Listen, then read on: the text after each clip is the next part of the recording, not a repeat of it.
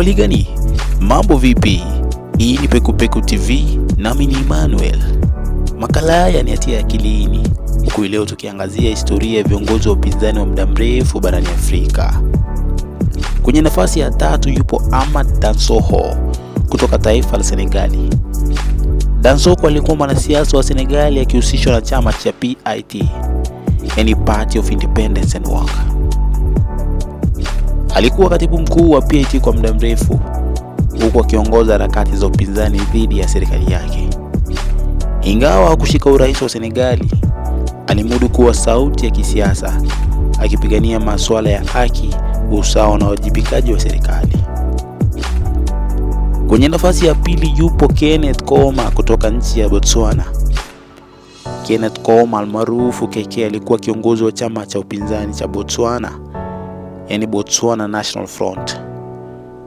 Alihudumu kama kiongozi wa upinzani kutoka mwaka wa 1984 hadi mwaka wa 2003, hii ikiwa ni takribani miaka 19.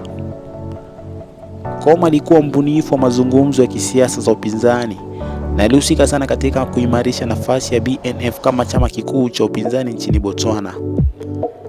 Alifanya kazi kubwa ya kusisitiza uwazi, uwajibikaji na kupigania mabadiliko ya kisiasa. Licha ya kuwa katika mfumo wa siasa unaotawala chama kimoja kwa muda mrefu. Wa kwanza, hayati Raila Amolo Odinga. Odinga alikuwa mmoja wa viongozi maarufu wa upinzani nchini Kenya. Alianza kushiriki kisiasa tangu miaka 1990 na alikuwa mbunge wa Lang'ata kuanzia mwaka 1992.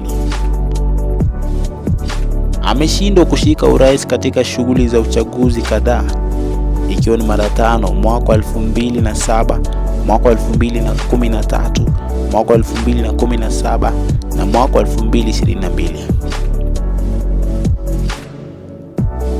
Odinga alikuwa muhimili wa harakati za kidemokrasia na mageuzi. Alikuwa kiongozi mashuhuri wa chama cha Orange Democratic Movement, yani ODM.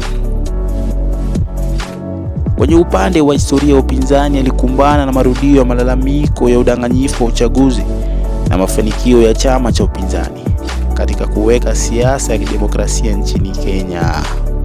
Baada ya kufinya neno subscribe, kwaheri.